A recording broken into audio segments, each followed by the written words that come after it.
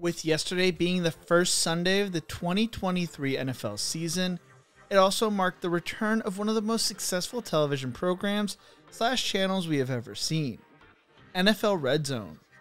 RedZone allows football fans to keep track of every NFL game live and cuts in and out of coverage throughout the 1 o'clock and 4 o'clock broadcasting windows. It is beloved by fantasy football players everywhere and by most NFL fans as they can stay up to date with everything going on. Everybody knows what NFL RedZone is, even if you're not an NFL fan.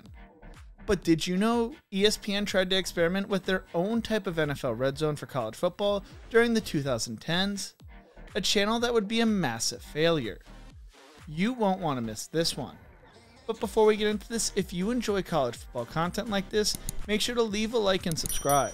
I am planning to release multiple videos a week this season. Also, let me know which sport you wished had something as successful as NFL RedZone in the comments section below.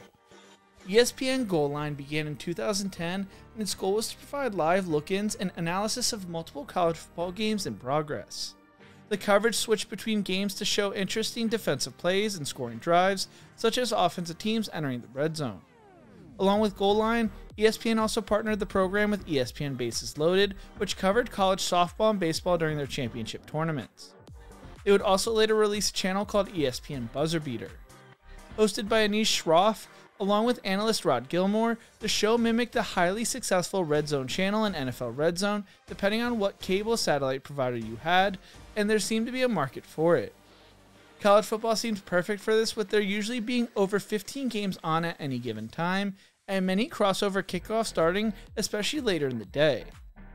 Goal Line allowed the fans to bounce around the country watching some of the most exciting games and action on at the time. It also provided the casual fan a way to learn about and watch smaller schools when they were in exciting games. College football fans could enjoy over 8 hours of college football content on a Saturday without needing to jump from channel to channel. Goal Line aired during the regular season on Saturday from 3 p.m. Eastern to approximately 11:30 p.m. It also ran throughout the playoffs as an alternate feed for the megacast coverage, usually as a datacast feed of extended data. At its launch, the channel was made available to customers of Time Warner Cable and Bright House Network. It would later be made available for Verizon Fios, Dish Network, Comcast, Cox Communication, Charter Communication, Sling TV, Cablevision, Hulu, and DirecTV. In July of 2017, ESPN announced that it had discontinued Buzzer Beater in order to shift resources to better position themselves for the long term. The Goal Line and Bases Loaded services were not affected by this change though. Officially, the network/program was the 2020 College Football Playoffs National Championship on January 13, 2020, when again it carried the datacast channel for ESPN's megacast coverage. On June 30th, 2020, it was announced that Goal Line would be discontinued, with many feeling this was going to be the foregone conclusion, with the push to streaming services like ESPN Plus, along with overall network cutbacks of extraneous wireline networks and connected on-air staff. With no other programs to promote, the channel space merely carried a looping video of the ESPN logo and audio of the network's default NCAA championship theme in the background, after March 13th. Until the network feed was quietly dropped at 11:59 p.m. on June 30th, 2020. So why did something like this fail? Well, to start, the live look-ins were only on games that ESPN held the rights to when it came to distribution. When this first launched, about 40% of the games were unavailable to be showcased on the channel, with Fox Sports affiliates versus CBS, Big Ten Network, and NBC holding rights to a good chunk of Saturday's action.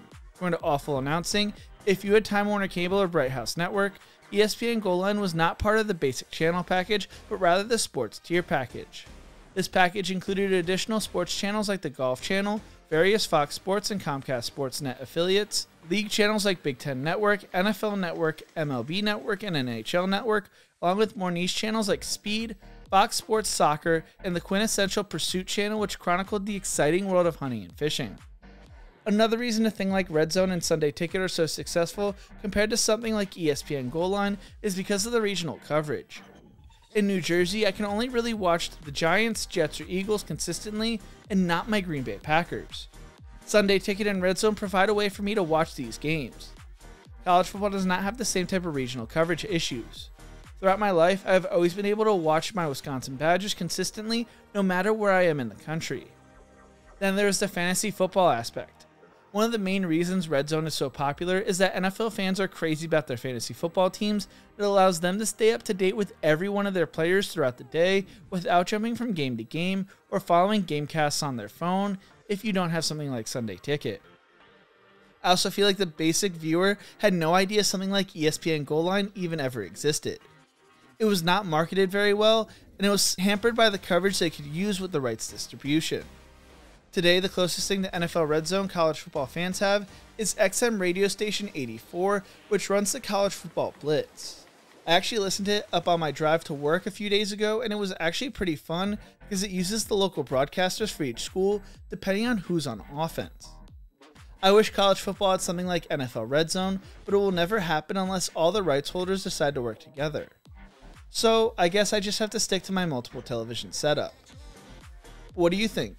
Do you remember ESPN Goal Line? Let me know in the comment section below. If you enjoyed this video, make sure to check out one of my other videos YouTube thinks you will love right here. Don't forget to leave a like and to subscribe for more college football content. Thank you so much for watching, and as always, remember to embrace the grind.